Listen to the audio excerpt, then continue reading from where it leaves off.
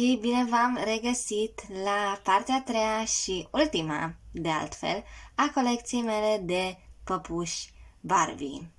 Ce mai faceți? Cum mai sunteți? Știu că a trecut ceva de la ultima parte și anume partea a doua, pe care vă recomand desigur. Dar da, a trecut ceva pentru că pur și simplu nu am avut timp. Nu știu, multe s-au întâmplat de când am filmat atunci. Și iată că de-abia o lună, jumătate mai târziu, aproape 2 luni, am timp să filmez și restul păpușilor mele Barbie, așa că sper că încă mai sunteți pe aici și sper că o să vă placă. Da, nu știu ce altceva să mai zic decât că cred că putem începe. Și cu acestea fiind spuse, vom intra direct în pâinea videoclipului și vom începe cu prima păpușă care v-am arătat-o deja, ați văzut-o în intro, în introducere, și anume aceasta din filmul Barbie și Tabăra Rock. Parcă așa se numea, nu mai țin minte exact. Mă scuzați, nu mai știu nici exact cum o chema pe această fată, una dintre cele două personaje principale. Dar chestia este că mi-a plăcut foarte mult această păpușă. Mi-a plăcut foarte mult părul ei, așa creț, are o textură foarte, foarte interesantă. Nici nu știu dacă vă dați seama, eu sper că vă dați.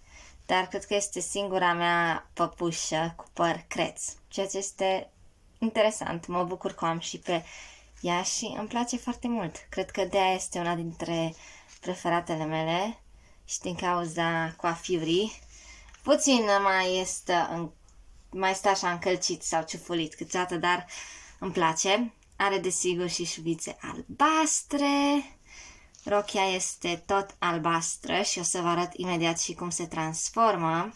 Are un colier roz la gât cu o pietricică albastră.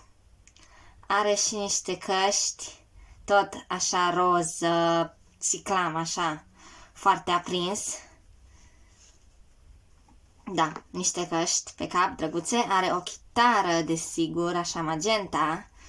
Și cizmele sunt tot în acea nuanță de roz. Și, da, cam așa ar fi ea, cu o rochie albastră lungă, doar că asta nu e tot. Ea își și schimbă ținuta și o să vă arăt chiar acum. Bam! Ce ziceți? Ați văzut? Sper că ați văzut.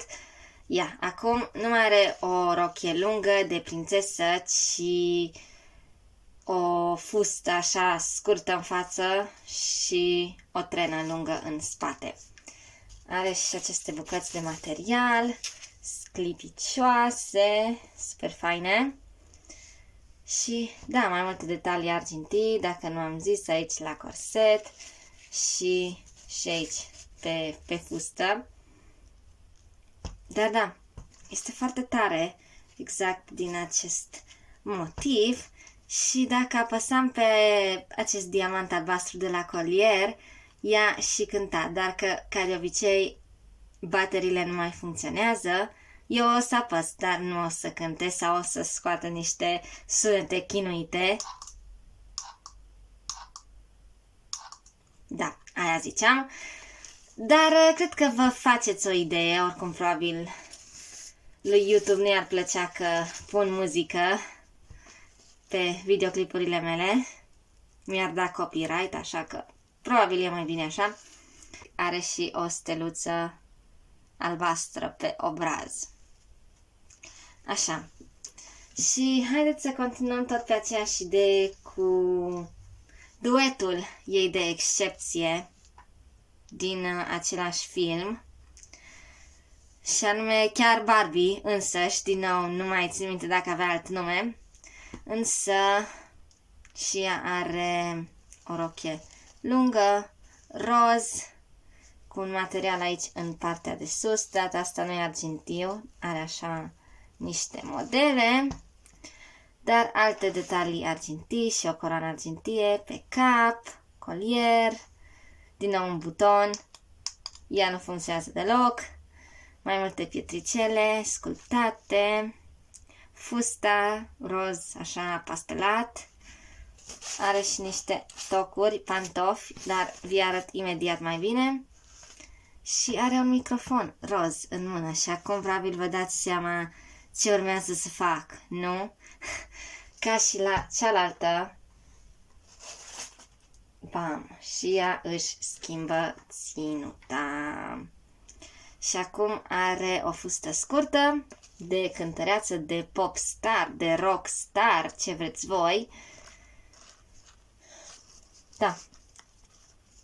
Așa dintr-un material lucios, nu holografic, nu știu cum să zic, lucios, iar zice, și cu mai multe straturi de material. Pantofii, acum probabil puteți să îi vedeți puțin mai bine. Și are o steluță roz pe obraz și părul este roz, nu are șvițe, nu are nimic, doar un păr roz foarte aprins, foarte magenta. Și da, mi se pare foarte, foarte drăguță. Și acum le-am pus mai în spate ca să le vedeți pe ambele mai bine și să le vedeți și cum arată împreună. Un duet de excepție, după cum spuneam. Ok, cu ce să continuăm? Zic să continuăm tot cu o transformare. Și anume o păpușă sirenă. Cred că îi vedeți coada colorată și cu foarte multe detalii. Sper că avem focus, sper că se vede. Și multe detalii, culori și aici în partea de sus, la costumul de baie. Are și un colier cu mai multe scoici, pietricele albastre și o coroană, din nou roz. Ea este tot dintr-un film, ce să vedeți. Cred că Barbie, povestea sirenei. Au fost două părți la acel film, dar probabil știți despre care vorbesc. Și ea are șuvițe roz prin păr, prin părul blond. Cred că ea își schimba culoarea părului, adică șuvițele roz deveneau și mai roz atunci când o băgai în apă și tot atunci când o băgai în apă apărea și un tatuaj aici pe abdomen. Nu știu dacă vedeți așa cum se vede un pic de formă, dar nu se vede culoarea exact roz decât atunci când bagi păpușa în baie. Și da, are și niște aripioare roz, puțin strălucitoare, așa. Și acum o să vă arăt transformarea despre care vă spuneam. Cam așa arată și transformarea, sper că o vedeți, pe placa de surf roz pe care scrie Barbie și sunt și niște detalii cu albastru. Da, fata noastră a devenit acum din sirenă în surfer. Foarte tare. Și aici avem o ață. O să vă explic imediat și cum funcționează mecanismul. Este puțin mai complicat și eu, ca de obicei, l-am stricat puțin. Dar să o dau mai întâi pe ea jos de pe placă. Să vă arăt. Cam așa este ea. De data asta are picioare, după cum puteți vedea. În rest este aceeași. Și aceasta este placa de surf, care pe partea asta este coada de sirenă. Și da, dacă o întoarcem invers, este placa de surf. Aici se prind picioarele și practic ața asta se prindea de mână și avea aici și o brățărică prinsă, care apoi s-a prins de mâna păpușii, doar că eu, ce să vedeți, am pierdut brățărica respectivă Practic, atunci când băgăm păpușa aici în chestia asta de sirenă, stați să vedem dacă o bag bine, practic atunci iese și chestia asta la iveală, vedeți? Adică aripioarele, care vi le-am arătat mai înainte. Și ca să ne scăpăm de aripioare, trebuie să tragem de această ață. Stați să vă arăt.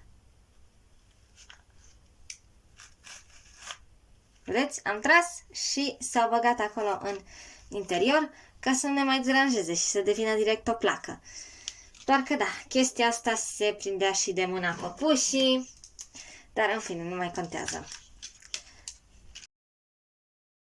Continuăm așadar pe tematica sirenelor și o să vă prezint această sirenă, care nu este dintr-un film, dar este, cred că, dintr-o colecție de păpuși Barbie luminoase și de aceea am dat și numele Lumina.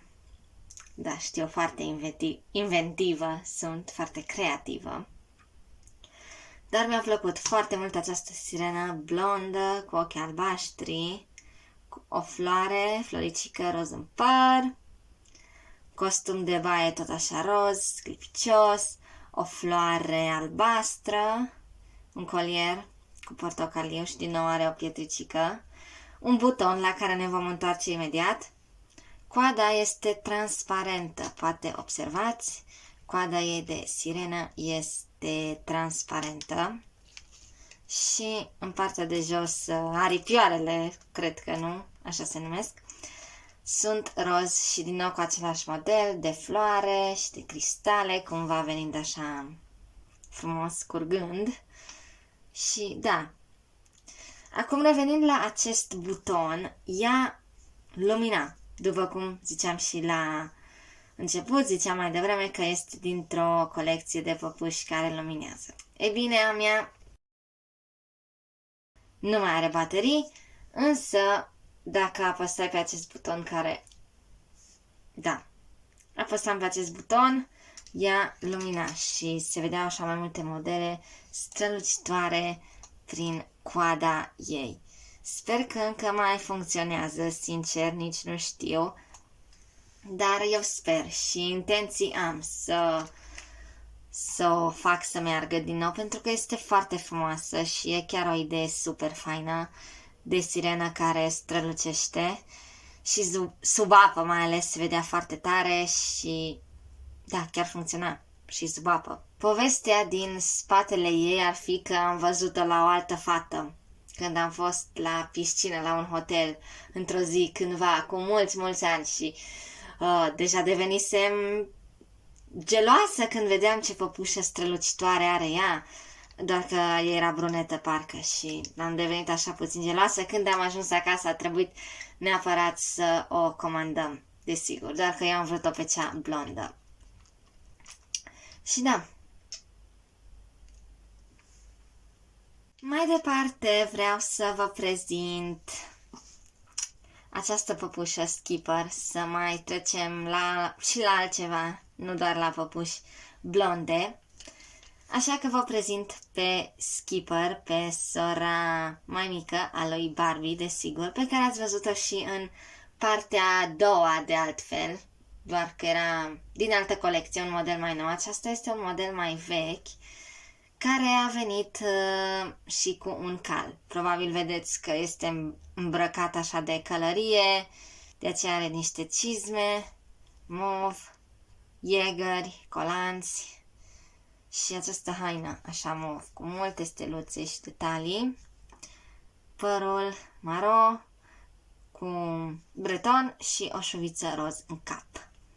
Și da, ea a venit cu un cal, după cum ziceam mai devreme, doar că pe acela o să-l vedeți în colecție, în colecția de accesorii, care și aceea urmează. Însă da, mai am încă o păpușă Skipper, am două, mai mult o folosesc pe cealaltă, însă și aceasta este tare drăguță. Acum o să vă prezint o altă păpușă care tot așa era foarte, foarte iubită de mine în copilărie sau când era mai mică, și anume aceasta. Și o să vă povestesc imediat și cum funcționa ea, dar mai întâi să vă prezint perechea de pantofi negri cu baretă, fusta bleu maren cu flori roz, tricoul sau partea de sus albă, simplă. Și da, era îmbrăcat așa destul de clasic, nu mare chestie, eu i-am prins o agrafă la spate, dar ea este destul de simplă, însă ea avea un cățel care își schimba culoarea în apă, în fine și tricoul, maieul, partea de sus albă își schimba culoarea, de aceea poate mai vedeți câteva șapete de mov, de roz, pentru că atunci când dădeam cu o pensulă, cu apă pe aici, își schimba culoarea, ceea ce mie mi se părea wow, foarte tare și de multe ori am tot repetat acel proces și desenam tot felul de modele pe partea aceasta de sus și da, din nou o păpușă foarte iubită de mine și care mi-a plăcut tare, tare mult. Și să vă zic și o mini-povestioară din spatele ei. Pe aceasta am cumpărat-o din Franța, din Paris, când am fost acum mai mulți ani și chiar era o fază că eu văzusem această păpușă în magazin și o vroiam neapărat și țin minte cum zicea tatăl meu că mai bine să-mi iau un suvenir, să-mi aleg un suvenir de la Disneyland, pentru că am fost atunci. Și eu am insistat, nu, că eu vreau păpușa, când sigur nu o găsesc și acasă în România. Și desigur, bineînțeles, întâmplarea face că am văzut-o și în România, exact atunci când am ajuns, am intrat la un magazin și am văzut-o și în România. Așa că am rămas cu această păpușă și fără suvenir de la Disneyland, dar e ok. Pentru că tot îmi place foarte mult. Vom trece cumva în cealaltă parte a colecției, cealaltă parte a părții a treia, dacă are sens ce spun. Și vreau să vă arăt păpușile mele Barbie de colecție sau vintage sau vechi, din colecții de mulți ani. Prima pe care vreau să vă arăt este aceasta. Și probabil deja sesizați și o diferență între celelalte dinainte și cum arată aceasta. Da, ea este dintr-o colecție din 97, parcă, 1997.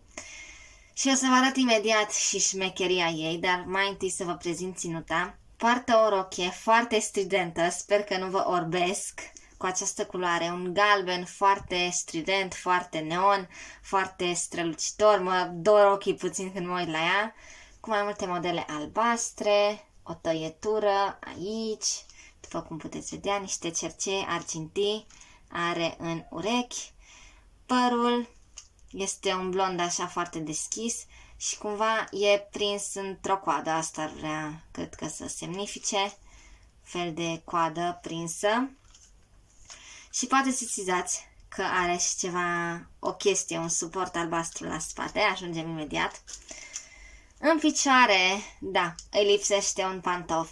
Aia e, așa am cumpărat-o, după cum ziceam. Acestea sunt păpuși mai vechi. Nu o să le găsești întotdeauna perfecte în țiplă, în cutie. Dar eu sunt foarte mulțumită de ea. Oricum, mai are un singur pantof, un Adidas alb. Însă, ori găsesc eu o altă pereche sau înlocuiesc cu totul, ori găsesc doar alt papuc. Nu știu, vedem. Are și niște șosete galbene, tot așa foarte neon. Și vreau să vă arăt că aici pe pantof, pe fundul pantofului, poate vedeți o față zâmbăreață.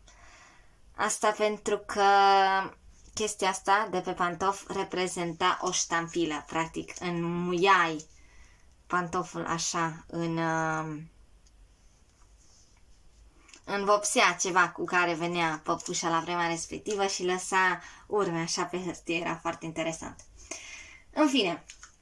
Și are și un inel argintiu, dacă am uitat să zic. Bun, acum să vă prezint care este șmecheria cu această păpușă. Ea, practic, venea dintr-o colecție de păpuși care mergeau singure. Practic, li se mișcau picioarele și parcă mergeau. Și o să vă arăt imediat. Mai întâi trebuia să o așezăm în fund. Așa, după cum vedeți. Așa, o puneam în fund și după aceea trebuiau ca picioarele să facă un click. Mai apoi, stați să mă dau mai aproape, o țineam de mânerul acesta albastru și ea, dar doar dacă o împingeam, ea mergea singură. Nu știu dacă vedeți, nu știu exact cum să vă arăt. Trebuie să o țin într-o anumită poziție ca să funcționeze chestia asta.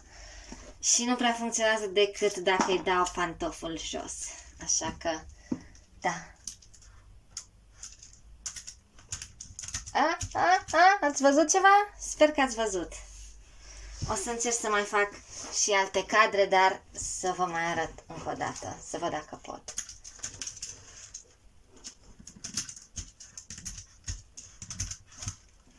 Sper că ați văzut.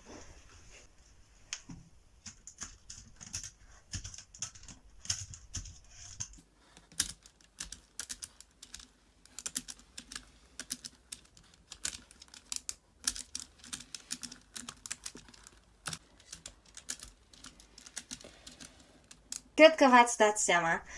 Deci, mie îmi place foarte mult, mi se pare foarte interesantă. Are și un breton drăguț. Îmi place super tare. Este foarte interesantă și nu mai am așa ceva. Bun, acum haideți să vă arăt pe această doamnă, domnișorică, care este îmbrăcată de mers la plajă, la piscină. Este în costum de baie, după cum puteți observa. Un costum așa roz, movuliu și are mulți fluturași albi, sclipcioși. Și da, ea este tot dintr-o colecție mai veche, cred că din 2001, parcă. Și da, o colecție de plajă, mers la mare, după cum spuneam. Are niște ochi foarte interesanți, așa o culoare de verde, verzui. Nu știu dacă vă dați seama și îmi place foarte mult și culoarea rujului. Părul este un blond puțin mai închis decât îl vedeți voi pe cameră, dar nu-i nimic. Îmi place și așa. Da, nu mai are chestie, dar e drăguță și îi se îndoaie foarte puțin piciorul. Cam atât. Ăsta e maximul. Și da. În rest, bine că are articulații aici la mâini, la cap. O păpușă clasică, drăguță. Și după aceea, totodată cu ea și tot pe tematica de plajă, l-am luat și pe acest domnișor, care este și el undeva, cred că de prin anii 70, 80, poate chiar și 90, nu știu, sincer nu prea am găsit multe informații pe internet, dar nu știu, mi-a plăcut. Și poate știți că în partea a doua a păpușilor Barbie, vă spuneam că nu am un singur Ken și vi-l prezentam pe acela, blond, simplu, normal. Vă spuneam că nu am decât un singur Ken, însă nu, mă înșelam. Mă scuzați, greșeala mea, de fapt mai am încă unul, de acesta uitasem, sincer, dar mai am încă un Ken de mers la plajă, la piscină, poartă niște pantaloni de baie, așa albaștri, cu mai multe plăci de surf, colorate. Și da, acum e bine că păpușile mele mai au încă un Ken pe care să-l împartă. Deci da, mi-a plăcut. Ochii albaștri, părul maro, puțin săracul a chelit, nu știu, cred că cineva i-a tăiat din păr. sincer, după cum văd, voi vedeți, cred că vedeți. Da, dar e ok și așa. Să-mi ziceți vouă cum vi se par și aceste păpuși din colecții vechi. Și cu ocazia asta ajungem și la ultima păpușă pe videoclipul de astăzi și cred că aceasta este singura păpușă Barbie pe care nu v-am prezentat-o. Deci, desigur, tot mai veche și poate observați că are și părul puțin ciufulit. Dar nu prea am ce să-i fac. Eu am încercat să-i aranjez puțin părul, dar tot stă așa mai electrizat. Nu știu exact de ce. Oricum, așa era și moda vremii, deci părul ei de la sine este puțin mai vâlvoi. Însă, mi-a plăcut foarte mult și de dânsa. Vedeți pe fața ei că este dintr-o colecție mai veche, tot așa, anilor 80, aș zice eu. Are niște cercei roz, cu niște triunghiuri acolo în partea de sus, poate vedeți. Ea a venit cu această jachetă roșie cu buzunare, năsturaș, rochia eu i-am pus-o pentru că a venit cu această jachetă și niște pantaloni verzi. Mie mi s-a părut că nu se potrivește, așa că i-am pus eu altă rochie, dar nu, rochia nu e originală, doar jacheta este. Nu știu cum să vă arăt, că are și etichetă de Barbie, dar nu știu cum să vă arăt. Cred că acum vedeți acolo eticheta mauve. Deci de aceea am păstrat această jachetă paltonaș roșu. Rochia eu i-am pus-o, după cum spuneam, și tot eu i-am dat niște pantofi de cleștar. Bine, nu sunt de cleștar, dar seamănă. Cred că-i vedeți. Nu am vrut să rămână desculță, de aceea i-am dat acești pantofi. Și da, îmi place și de ea. După cum vă spuneam, mie îmi plac aceste păpuși vechi de colecție. Are și glugă la spate, doar că nu îi încape peste tot acest păr. Și sincer, mie îmi plac aceste păpuși și pentru că le pot folosi ca personaje diferite, gen mama lui Barbie, bunica lui Barbie, verișoara mai în vârstă, mătușa. Pentru că, există așa o diferență dintre păpușile obișnuite Barbie sau cele din ziua de astăzi și cele vechi. Și nici aceasta nu este foarte nouă, dar aceasta este chiar veche și mie mi se par valoroase. Îmi plac, sincer. Și iată că am ajuns și la finalul finalelor de păpuși Barbie. Am încheiat deodată. Sper că nu mi-a scăpat ceva. De fapt, cred că mai sunt câteva. Una mai ales care vreau să vă prezint astăzi, doar că e dusă la reparat. Probabil o să vă prezint în colecția de accesorii, nu știu, mai vedem. Dar, așa ca idee, cam astea au fost toate păpușile mele Barbie. Sper că ați urmărit și partea întâia și partea a doua. Vi le las link-uite prin descriere sau prin comentarii, dacă nu chiar și aici pe ecran. Să vă abonați la canalul meu, să dați un like la acest videoclip și la celelalte două părți, să aruncați un ochi și la videoclipurile scurte care le postez, pentru că mai postez din când în când și niște shorts, cred că se numesc. O să vă pun aici pe ecran ceva dacă e cazul. Și dacă vă plac jucăriile, dacă vă plac păpușile și vreți să mai vedeți și alte jucării, așa în general, nu doar Barbie, vă recomand cu drag și cu căldură să vă abonați la canalul meu, Jucării Cute, adică jucării drăguțe. Și cred că deocamdată programul de postare va rămâne așa, cam o dată pe lună și videoclipuri scurte mai des, când am timp, din când în când. Dar până ce ne vedem la următorul videoclip, aveți și celelalte două părți la care să vă uitați. Deci da, ne vedem atunci cu ce o fi acel videoclip viitor, nu știu. Să-mi dați și voi niște idei în comentarii, niște jucării pe care ați vrea să le vedeți, ce v-ar plăcea, să-mi scrieți în comentarii. Pentru că eu sunt foarte deschisă către ideile voastre. Bun, acum încheiem. Pa!